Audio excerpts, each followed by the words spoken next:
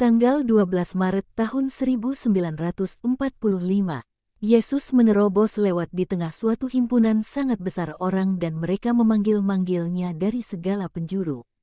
Sebagian memperlihatkan luka-luka mereka, sebagian menyebutkan kemalangan-kemalangan mereka, sebagian sekedar mengatakan, "Kasihanilah aku," sebagian membawa anak-anak kecil mereka kepadanya dan memintanya untuk memberkati anak-anak. Hari yang jernih tenang telah mendatangkan sangat banyak orang. Ketika Yesus nyaris tiba di tempatnya, suatu seruan sedih terdengar dari jalan setapak yang menghantar ke sungai. "Putra Daud, kasihanilah orang yang malang ini." Yesus menoleh ke arah seruan datang dan begitu pula halayak ramai serta para muridnya. Namun semak belukar buksus, sama dengan buksa ceai, menyembunyikan orang yang memohon. "Siapakah kau? Keluarlah. Aku tidak bisa, aku najis. Aku harus pergi ke imam untuk dihalau dari dunia. Aku telah berdosa dan kusta telah menjangkiti tubuhku. Aku berharap padamu, seorang kusta, terkutuk. Mari kita melemparinya dengan batu," teriak orang banyak gempar. Yesus dengan suatu gerakan memerintahkan mereka untuk diam dan tenang. Dia tidak lebih najis dari siapapun dalam dosa. Di mata Allah, seorang pendosa yang tidak bertobat adalah lebih najis dari seorang kusta yang bertobat. "Jika kau dapat percaya, datanglah kepadaku." Para murid dan sebagian orang yang ingin tahu mengikuti Yesus. Yang lainnya menjulurkan leher mereka namun tetap tinggal di mana mereka berada. Yesus pergi melintasi rumah dan jalan setapak, menuju semak belukar buksus. Ia lalu berhenti dan memerintahkan, "Perlihatkan dirimu." Seorang pemuda, sedikit lebih tua dari seorang remaja, muncul. Wajahnya, yang masih tampan dan kelihatan segar, secara samar diselimuti oleh kumis dan janggut yang sangat tipis. Matanya merah karena menangis. Dia diteriaki oleh sekelompok perempuan yang sepenuhnya terbalut dalam kerudung, yang sebelumnya menangis di halaman rumah ketika Yesus lewat dan sekarang menangis bahkan terlebih keras sebab ancaman orang banyak. "Oh, Nak," teriak seorang perempuan yang jatuh roboh dalam pelukan seorang perempuan lain, mungkin seorang kerabat atau teman, "aku tidak yakin." Yesus maju seorang diri menuju pemuda malang itu. "Kau masih sangat muda, bagaimana kau dapat terjangkit kusta?" Pemuda itu mengarahkan pandangannya ke bawah. Wajahnya memerah, menggumam namun tak mengatakan apa-apa lagi. Yesus mengulangi pertanyaannya. Si pemuda mengatakan sesuatu dengan lebih jelas, tapi hanya beberapa patah kata yang dapat ditangkap. "Ayahku, aku pergi, kami berdosa, bukan saja aku. Ibumu di sana," berharap dan menangis. "Allah di surga tahu, aku di sini dan aku tahu, tapi aku perlu kerendahan hatimu, agar aku dapat berbelas kasihan terhadapmu. Bicaralah, Nak, kasihanilah rahim yang mengandungmu." Ratap si ibu yang telah menyeret dirinya ke tempat di mana Yesus berdiri dan sekarang, dengan berlutut, tanpa sadar menggenggam erat pinggiran jubah Yesus dengan satu tangan, sementara dia mengulurkan tangan yang lain pada putranya, seraya mencucurkan banjir air mata. Yesus menempatkan tangannya di atas kepala si ibu. "Bicaralah," katanya sekali lagi. "Aku anak sulungnya dan aku membantu ayahku dalam usahanya. Dia seringkali menyuruhku ke Yerikho untuk menemui para pelanggannya dan mempunyai seorang istri yang muda dan cantik. Aku menyukainya. Aku berbuat lebih jauh dari yang seharusnya aku lakukan. Dia menyukaiku, kami saling merindukan satu sama lain, dan kami berdosa ketika suaminya tidak ada. Aku tidak tahu apa yang terjadi, sebab dia sehat. Ya, bukan hanya aku yang sehat dan menginginkannya, dia sehat juga, dan dia menginginkanku. Aku tidak tahu apakah dia menginginkan laki-laki lain di samping aku dan terjangkit. Dia segera layu dan sekarang dia sudah di antara makam-makam, dikubur hidup-hidup, dan aku. Ibu, kau telah melihatnya." Suatu titik kecil, tapi mereka katakan itu kusta dan aku akan mati karenanya. "Kapan? Tanpa hidup, tanpa rumah, tanpa ibu. Oh, ibu, aku bisa melihatmu tapi aku tak dapat menciummu. Hari ini mereka akan datang untuk merobek pakaianku dan menghalauku dari rumah, dari desa. Aku lebih mengerikan dari mati. Dan aku bahkan tidak akan punya ibu yang akan menangisi jenazahku. Pemuda itu menangis. Ibunya tampak bagai sebatang pohon yang digoncang hebat oleh badai. Dia menangis histeris. Orang-orang menyampaikan komentar dengan perasaan-perasaan yang berbeda. Yesus sedih. Ia berkata, "Dan ketika kau tengah berbuat dosa, tidakkah kau memikirkan ibumu? Sudah begitu gilakah kau hingga tidak ingat bahwa kau punya ibu di dunia dan Allah di surga? Dan andai tidak ada kusta yang muncul dalam dirimu, akankah kau pernah sadar bahwa kau telah menghina Allah dan sesamamu? Apakah yang telah kau lakukan terhadap jiwamu? Dan dengan masa mudamu, aku tergoda. Apakah kau seorang bayi kecil hingga kau tidak tahu bahwa buah itu terkutuk? Kau pantas mati tanpa belas kasihan. Oh, kasihanilah aku, hanya Engkau yang dapat, bukan aku, Allah. Dan jika kau bersumpah sekarang bahwa kau tidak akan berdosa lagi, aku bersumpah, selamatkanlah aku, Tuhan. Beberapa jam lagi aku akan dikutuk. Ibu, tolonglah aku dengan air matamu. Oh, Ibu. Perempuan itu tak lagi punya suara. Dia merenggut kaki Yesus dan mendongak dengan mata terbelalak di sayat duka.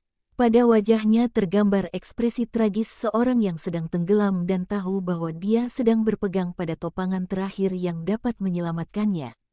Yesus menatap padanya. Ia tersenyum iba. "Bangkitlah, Ibu.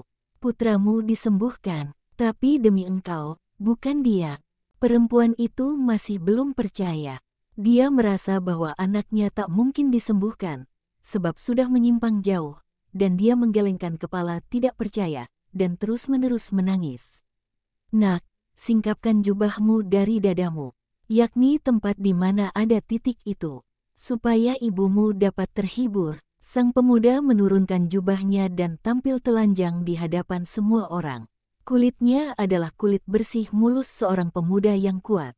"Lihat, Ibu," kata Yesus, dan ia membungkuk guna membangkitkan si perempuan. Gerakannya dimaksudkan juga untuk menahan tubuhnya, sementara kasih keibuan dan penglihatan akan mukjizat akan mendorongnya memeluk putranya, tanpa menunggu hingga dia dinyatakan tahir. Sadar bahwa adalah mustahil baginya untuk pergi kemana kasih keibuan mendorongnya, dia mengistirahatkan diri pada dada Yesus dan menciumnya dalam sukacita ketakjuban. Dia menangis, tersenyum, mencium, memberkati, dan Yesus membelainya penuh kasih. Ia lalu berkata kepada si pemuda, "Pergilah kepada imam, dan ingat bahwa Allah menyembuhkanmu demi ibumu dan supaya kau dapat menjadi seorang benar di masa mendatang. Pergilah." Si pemuda pergi sesudah memberkati juru selamat dan, dalam suatu jarak dia diikuti oleh ibunya dan para perempuan lain yang bersamanya. Orang banyak memadahkan hosana. Yesus kembali ke tempatnya. Juga pemuda itu sudah lupa bahwa ada Allah yang memerintahkan moral yang jujur. Dia sudah lupa bahwa adalah dilarang untuk membuat bagi diri sendiri Allah-Allah yang bukan Allah. Dia sudah lupa untuk mengamalkan sabat sebagaimana aku ajarkan kepada kalian. Dia sudah lupa akan hormat kasih terhadap ibunya. Dia sudah lupa bahwa adalah dilarang untuk berzinah, mencuri, berdusta, menginginkan istri sesama, membunuh diri sendiri dan jiwanya, berselingkuh. Dia sudah lupa semuanya. Kalian lihat bagaimana dia dihukum. Jangan mengingini istri sesamamu, berhubungan dengan, jangan berzinah. Nafsu selalu mendahului perbuatan. Manusia terlalu lemah untuk dapat menginginkan sesuatu tanpa memuaskan hasratnya. Dan, apa yang teramat menyedihkan, manusia tak dapat bersikap sama sehubungan dengan kerinduan jujurnya. Dalam hal kejahatan manusia menginginkan dan lalu memuaskan keinginannya.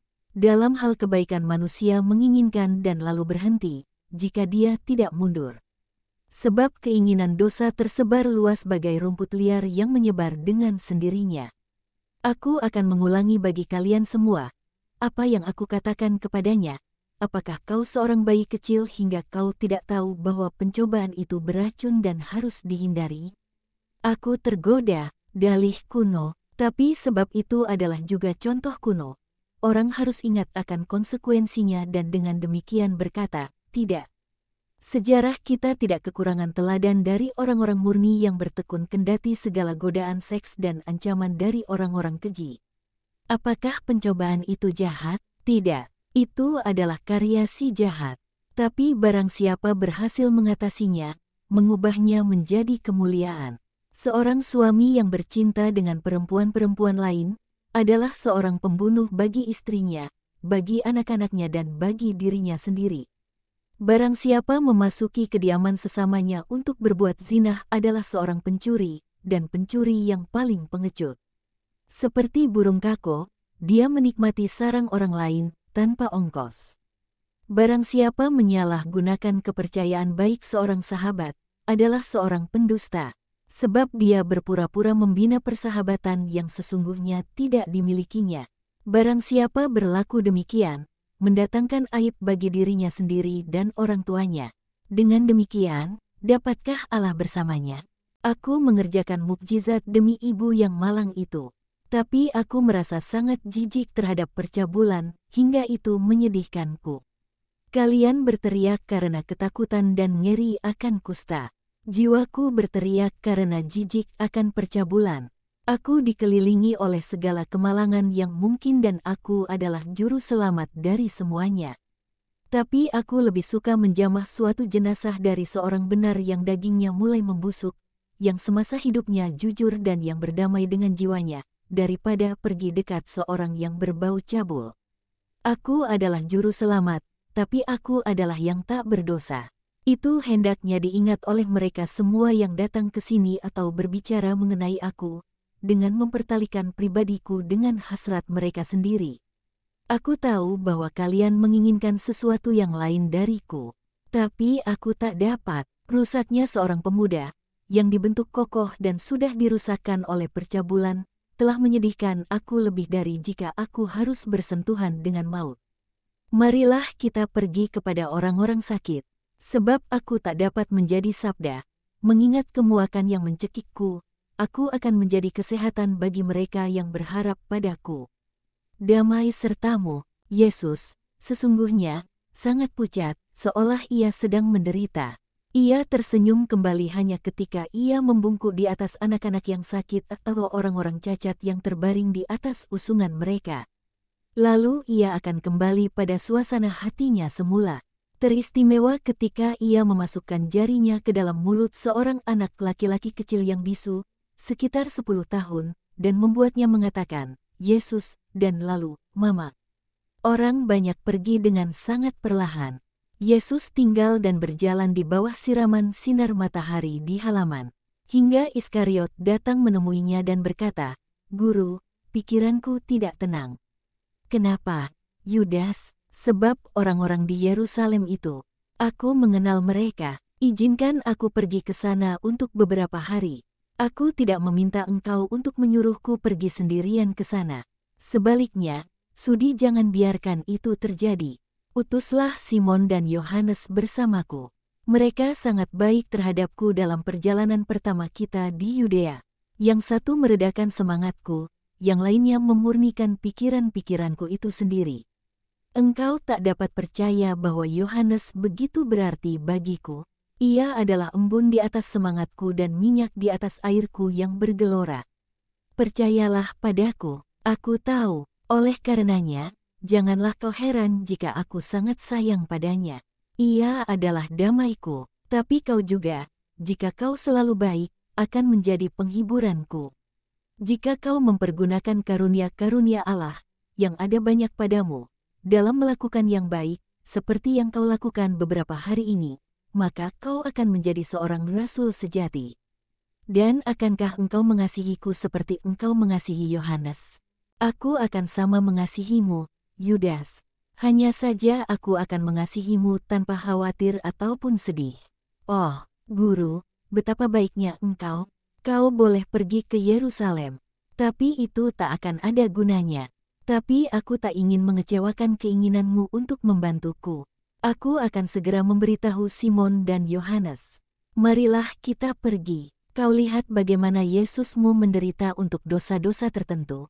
Aku seperti seorang yang telah mengangkat suatu beban yang terlalu berat. Jangan pernah memberiku sakit yang seperti itu. Jangan pernah lagi. Tidak, Guru, aku mengasihi engkau. Engkau tahu, tapi aku lemah. Kasih meneguhkan. Mereka masuk ke dalam rumah dan semuanya pun berakhir. Dan lebih baik begitu, sebab aku merasa sakit secara moral. Dan Pater tahu alasannya, secara fisik, entah karena itu adalah masa sengsara, atau karena aku sudah menulis begitu banyak, aku tidak tahu tepatnya mengapa.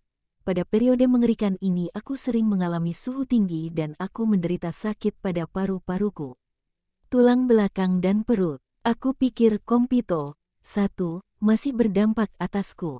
Aku menderita konsekuensi dari segala kelembaban dan kurangnya sinar matahari di desa terkasih itu. 1. Kompito adalah desa kemana penulis dievakuasi semasa perang.